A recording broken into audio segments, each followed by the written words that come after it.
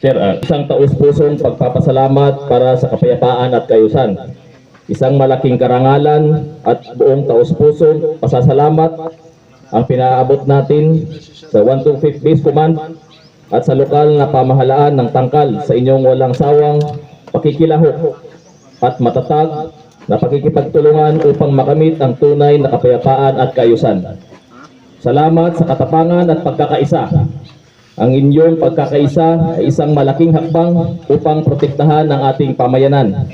Lubos nating pinagpapasalamat ang inyong katapangan, katapatan at pagtataguyod at pagdedeklara ng persona ng grata laban sa mga mapanirang grupo tulad ng Dawla Islamiyah at mga communist terrorist group.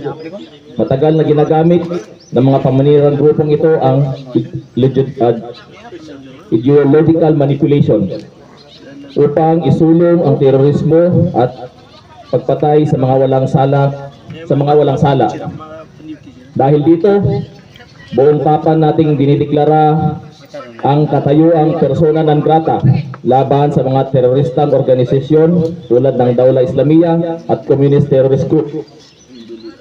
Pati na rin sa iba pang lawless elements na nagbabanta sa kaligtasan ng publiko.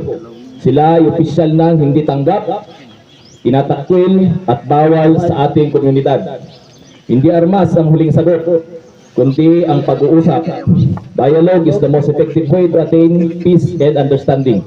Sa pamamagitan ng pag-uusap, mas nagiging matatag ang ating ugnayan at mas madaling mapuksa ang impluensya ng terorismo. Ang pagtatapos ng seremonya sa pamamagitan ng paglalagda sa mga resolusyon at ang Pledge of Commitment to Peace ay patunay na kapag ang pamahalaan, militar, kapulisan, mga pinunong lokal at mga mamamayan ay nagkaisa, walang puwang ang terorismo. Sama-sama nating itakwil ang karahasan, suportahan natin ang ugnayan para sa isang ligtas, matatag at maunlad na pamayanan. Muli, maraming salamat. Assalamualaikum warahmatullahi wabarakatuh.